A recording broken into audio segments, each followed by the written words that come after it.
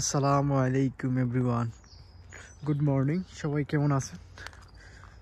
আবারও চলে আসছি আপনাদের সাথে আরও একটা ভিডিও মেক করতে, এবং আজকের ভিডিও খুবই ইম্পর্টেন্ট একটা কান্ট্রি নিয়ে আপনাদের সাথে আলোচনা করব। সো ভিডিওটা শুরু করার আগে একটাই রিকোয়েস্ট করব, যারা আমার চ্যানেলে নতুন দয়া করে সাবস্ক্রাইব করে দিবেন। আমি প্রতিনিয়ত ইউরোপ কান্ট্রিগুলো নিয়ে ভিডিও মেক করি, লাইভ ভিডিও এবং ভিডিও মেক করি আর কি। তো যারাই নতুন আছেন দয়া করে সাবস্ক্রাইব করে দিবেন। এবং আজকের এই ভিডিওতে আমি আপনাদের সাথে আলবেনিয়ার বর্তমান পরিস্থিতি, সার্বিক পরিস্থিতি নিয়ে আলোচনা করব, এবং যত ধরনের প্রশ্ন আছে সেই প্রশ্নগুলোর উত্তর আমি আপনাদেরকে প্রোভাইড করব। তো ভিডিওটা ভালো লাগলে অবশ্যই সাবস্ক্রাইব করবেন, আর শেয়ার করবেন, লাইক করবেন, কিছু জানার হলে কমেন্ট করবেন। সো আলবেনিয়ার যে বিষয়গুলা, প্রথমে যেটা জিনিসটা সবাই প্রশ্ন বা সবারই একটা জিনিস মানে মাথায় আসে, সেটা হচ্ছে যে এই জিনিসগুলো আপনাকে জানতে হবে। যেমন বর্তমান সময়ে আসলেই কি ফাইল দেওয়া ঠিক হবে কিনা, আর ভিসা কি চালু আছে কিনা। আপনি চাইলে বর্তমান সময়ে আপনি ফাইল জমা করতে পারবেন।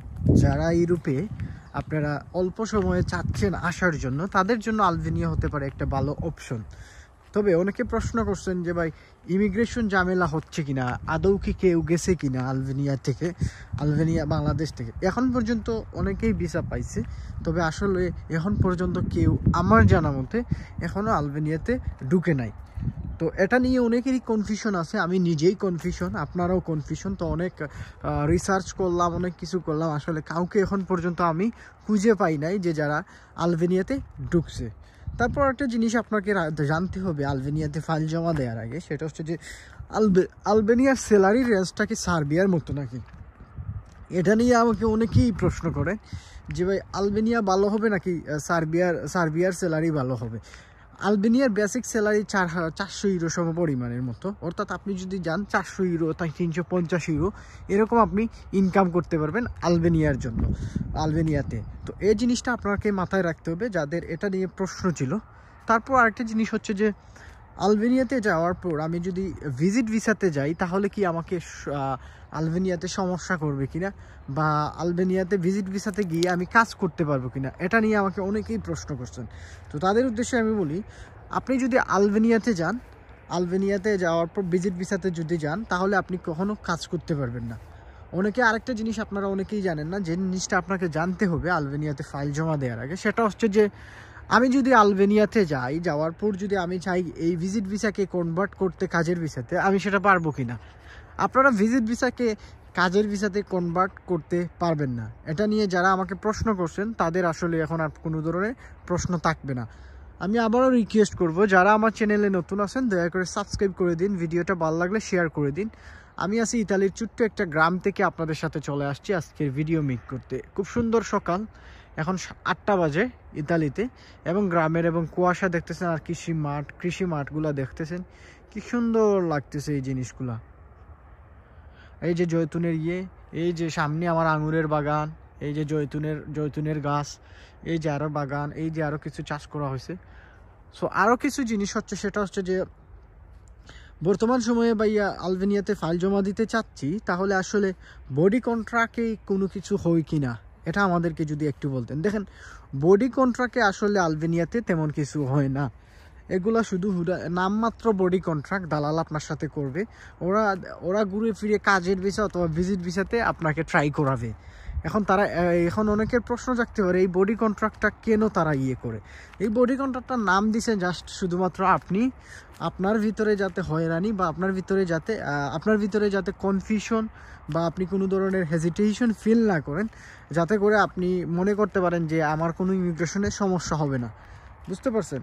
এজন্যই বডি কন্ট্রাক্ট নাম দিয়েছে দালালরা, এবং তারা অনেক টাকা করে চার্জ করতেছে। যেমন 11 লক্ষ টাকা, 12 লক্ষ টাকা অনেকেই চায় যে বডি কন্ট্রাক্টে। আদৌ কি বডি কন্ট্রাক্টে কেউ গেছে সেটা আপনাকে জানতে হবে ফাইল জমা দেওয়ার আগে। এখন পর্যন্ত বডি কন্ট্রাক্টে আমার জানা মতো কেউ যায় নাই, এবং বডি কন্ট্রাক্ট কি উইদাউট বডি কন্ট্রাক্টেও এখন পর্যন্ত আলবেনিয়াতে কেউ যায় নাই, তবে অনেকেই ভিসা পাচ্ছে।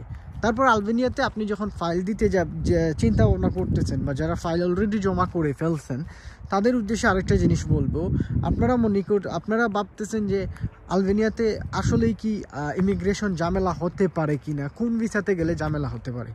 দেখেন সবচেয়ে বেশি ঝামেলা ফেস করবেন যারা হচ্ছে গিয়ে ভিজিট ভিসাতে যাবেন, তারা অনেক ধরনের প্রশ্নের সম্মুখীন হবেন এবং তাদেরকে ইমিগ্রেশন থেকে ব্যাক পাঠানোর সম্ভাবনা কাজের ভিসার থেকে অনেক বেশি। যারা কাজের ভিসাতে যাবে তাদের পসিবিলিটিটা কম, তবে যারা ভিজিট ভিসাতে যাবে তাদের পসিবিলিটিটা বেশি হবে আর কি, বুঝতে পারছেন? তো যারা আমাকে এই বিষয়গুলো নিয়ে প্রশ্ন করছিলেন তারা আনসার পেয়ে গেছেন। আমি আবারও রিকোয়েস্ট করব, আমি সবসময় চেষ্টা করি আপনাদেরকে ইনফরমেশন প্রোভাইড করার জন্য ইউরোপ কান্ট্রির জন্য। তো আমার চ্যানেল যদি আপনি সাবস্ক্রাইব এবং বেল আইকন অন করে রাখেন, তাহলে আমি প্রায় সময় লাইভে আসি। আপনার যে কোনো প্রশ্ন আমার লাইভে আপনি করতে পারবেন এবং সেই প্রশ্নগুলোর আনসারও আপনি পাবেন। আমার সাথে যোগাযোগ করতে হলে আমার ফেসবুক পেজ ইমরান নাজির ব্লগে আপনারা কানেক্টেড হয়ে যেতে পারেন। তো আরেকটা জিনিস হচ্ছে, যারা আমাকে প্রশ্ন করছিলেন যে আলবেনিয়াতে যাওয়ার পর আমরা মানে ফাইল দিতে চাচ্ছি ভাই, তবে আমার একটা জিনিস নিয়ে কনফিউশন আছে। সেটা কি, যে আমি যদি আলবেনিয়াতে ভাই যাওয়ার পর আমি যদি চাই সাথে সাথে কোম্পানি চেঞ্জ করবো, আলবেনিয়াতে এই সুযোগটা দিচ্ছে কিনা। দেখেন, আলবেনিয়াতে আপনি সাথে সাথে গিয়ে কোম্পানি চেঞ্জ করতে পারবেন না। আপনার যে কন্ট্রাক্ট থাকবে কাজের ভিসাতে, সেই কন্ট্রাক্ট আপনাকে ফিনিশ করেই আপনাকে কোম্পানি চেঞ্জ করতে হবে।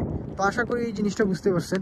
আরও আমাকে যারা প্রশ্ন করছিলেন যে ভাইয়া আমি ফাইল জমা দিব আলবেনিয়াতে, তবে আমার একটা জিনিস নিয়ে আমি কি আলবেনিয়া থেকে সেন্ট্রাল ইউরোপগুলোতে মুভ হতে পারবো কিনা, সেটা আপনার মানে অনেকেই নিয়ে কনফিউশনে থাকেন। দেখেন, আপনি আলবেনিয়াতে যাওয়ার পর আপনি সেন্ট্রাল ইউরোপে প্রবেশ করতে পারবেন, বুঝতে পারছেন? এটা নিয়ে কোনো না, আপনি প্রবেশ করতে পারবেন, তবে সেটা হচ্ছে বাই রুট করে আপনাকে যেতে হবে এবং ম্যাক্সিমাম বাংলাদেশিরা বাই রুট করেই যায়। এখন আরেকটা জিনিস আপনাকে জানতে হবে আলবেনিয়াতে ফাইল জমা দেওয়ার আগে, যে জিনিসটা সেটা হচ্ছে যে আমরা আলবেনিয়া থেকে আমাদের কোন দেশে বাই মুভ করাটা ইজি হবে, গ্রিস নাকি ইতালি? আমাদেরকে যদি এই জিনিসটা বুঝিয়ে বলতেন। দেখেন, আগে আপনাকে বুঝতে হবে এই জায়গাতে যে ভাই আলবেনিয়ার পার্শ্ববর্তী দেশ ইতালি নাকি গ্রিস, অর্থাৎ আশেপাশের দেশগুলো কি। সোজা হিসাবে আলবেনিয়ার পার্শ্ববর্তী দেশগুলো হচ্ছে গ্রিস এবং মন্টিনিগ্রো। তো আপনি এই দুইটা দেশে ইজিলি মুভ করতে পারবেন, টাকা এবং সময় দুইটাই কম লাগবে। কিন্তু অপরপক্ষে আপনি যদি ইতালির কথা চিন্তা করেন, আলবেনিয়া থেকে সময় এবং টাকা এই দুইটাই বেশি লাগবে। তো এই জায়গাতে একটা কিন্তু আছে, যাদের মনে একটা কনফিউশন চলে আসছে বা আপনার ভিতরে একটা প্রশ্ন চলে আসছে, তাইলে ভাই আমি তো গ্রিস যেতে চাই না, আমার তো গ্রিসে কেউ নাই, তাহলে আমি এখন আসলে কি করব? আমার তো ইতালিতে যাওয়া দরকার, কারণ ইতালিতে আমার ভাই আছেন, ইতালিতে আমার খালাতো ভাই আছেন, আমার চাচা আছেন, আমার ফুফা আছেন। তো আসলে আমি চাচ্ছি ইতালিতে যাওয়ার জন্য। আমি কি তাহলে ইতালিতে যেতে পারবো? ডেফিনেটলি আপনি যেতে পারবেন। আপনার সময় এবং টাকা দুইটাই একটু বেশি লাগবে। সময় ধরে অ্যাপ্রক্সিমেটলি 15 দিন, 16 দিন বা 20 দিনের মতো লাগতে পারে। আর টাকাটা ধরো 4,000, 4,500 ইউরো, 5,000 ইউরো, এরকম সমপরিমাণে টাকা আপনার লাগতে পারে। তো আশা করি এই জিনিসটা আপনারা বুঝতে পারছেন। যারা আমাকে এটা নিয়ে প্রশ্ন করছিলেন, তো তাদের আর কনফিউশন থাকার প্রয়োজন নাই। তো এখন এই যে দেখেন ইতালির কৃষি মাঠ দেখতেছেন, এই যে এখানে ফসল চাষ হবে। আর এই যে আমার পিছনে হচ্ছে এটা আপেল বাগান। আর এই যে একটা জিনিস কি যেন চাষ করা হয়েছে, এটা আসলে জানি না কি, এখানে কাদা পড়ে গেছে, না হলে আপনাদেরকে ওইখানে কাছে গিয়ে এগুলো দেখাইতাম। এই যে একটা বাসা, ইতালিয়ান গ্রামের বাসা, খুব সুন্দর। এই যে দেখতেছেন এটা হচ্ছে আঙুরের গাছ, ওইখানে হচ্ছে আর কি। সো আমার চ্যানেল যারা এই নতুন আছেন সাবস্ক্রাইব করবেন, রিকোয়েস্ট করতেছি। খুবই ঠান্ডা লাগতেছে, এখন রোদ উঠছে, তবে ঠান্ডা আছে, ঠান্ডার পাশাপাশি রোদ দিচ্ছে। তারপর হচ্ছে আরেকটা জিনিস নিয়ে আমাকে অনেকেই প্রশ্ন করছেন, সেটা হচ্ছে যে আমি যদি আলবেনিয়াতে যাওয়ার পর আমি আসলে চাচ্ছি আলবেনিয়ান মেয়ে বিয়ে করার জন্য, তাহলে আমি বিয়ে করতে পারবো কিনা বা বিয়ে করে বৈধতা গ্রহণ করতে পারবো কিনা, এটা নিয়ে অনেকেই প্রশ্ন করেন এবং আমার লাইভে অনেকেই আমাকে এই ধরনের প্রশ্ন করেন। আপনি আলবেনিয়া গেলে আলবেনিয়ার মেয়েকে যদি আপনি পটিয়ে বিয়ে করতে চান, আপনি বিয়ে করতে পারবেন, বিয়ে করে আপনি বৈধতা গ্রহণ করতে পারবেন। ইউরোপের প্রত্যেক কান্ট্রিতে এই সুযোগটা আছে, আপনি বিদেশি মেয়েকে বিয়ে করে আপনি বৈধতা গ্রহণ করতে পারবেন। এবং অনেক বাংলাদেশিরা এই জিনিসটা করতেছে, সেটা হোক ইতালি, সেটা হোক ফ্রান্স, সেটা হোক স্পেন, জার্মান, বেলারুশ, রাশিয়া, যে কোনো কান্ট্রিতে আপনি যাওয়ার পর যদি বিয়ে করতে পারেন, আপনি বৈধতা পাবেন। এবং ইউরোপ কান্ট্রিগুলোতে বিয়ে করে তাড়াতাড়ি বৈধতা গ্রহণ করা যায়, যেমনটা আমরা যারা যেমন আইসা বিয়ে না করতে পেরে যদি আমরা মানে বৈধতা গ্রহণ করতে চান, ইউরোপে যে কোনো সময় অনেক টাইমের প্রয়োজন হয়। কিন্তু আপনি যদি একটা বিদেশি মেয়েকে বিয়ে করে ফেলতে পারেন, তাহলে আপনার ডকুমেন্টসটা খুবই আর্লি আপনি মানে মেক করতে পারবেন ইউরোপ কান্ট্রিগুলোতে। তো যারা এটা নিয়ে প্রশ্ন করছিলেন, আমাকে অনেক সময় প্রশ্ন পাই আমি, এটা একটা ফানি কুয়েকশন, তবে তারপরেও এটা জানা উচিত। অনেকের মতলব তাকে কিন্তু যে যদি বিদেশে একটা মেয়ে পেয়ে যায় তাহলে বিয়ে করে নিব। তো এটা সুযোগ আছে, এটা বৈধতা গ্রহণ করতে পারবেন। সো এই ছিল আলবেনিয়া নিয়ে বর্তমান সার্বিক পরিস্থিতি। আর ভিসা দিচ্ছে কিনা যে জিনিসটা, হ্যাঁ ভিসা দিচ্ছে, তবে ভিসা দেওয়া অফ না, ভিসা দিচ্ছে, তবে ভিসার পাশাপাশি ফেক ভিসাও দিচ্ছে, এবং ভিজিট ভিসাতে গিয়ে আসলে কাজের সুযোগ সুবিধা নাই। সো এটা নিয়ে যারা প্রশ্ন করছেন তারা আসলে আনসার পেয়ে গেছেন। সো ভালো থাকবেন, সুস্থ থাকবেন, আল্লাহ হাফেজ।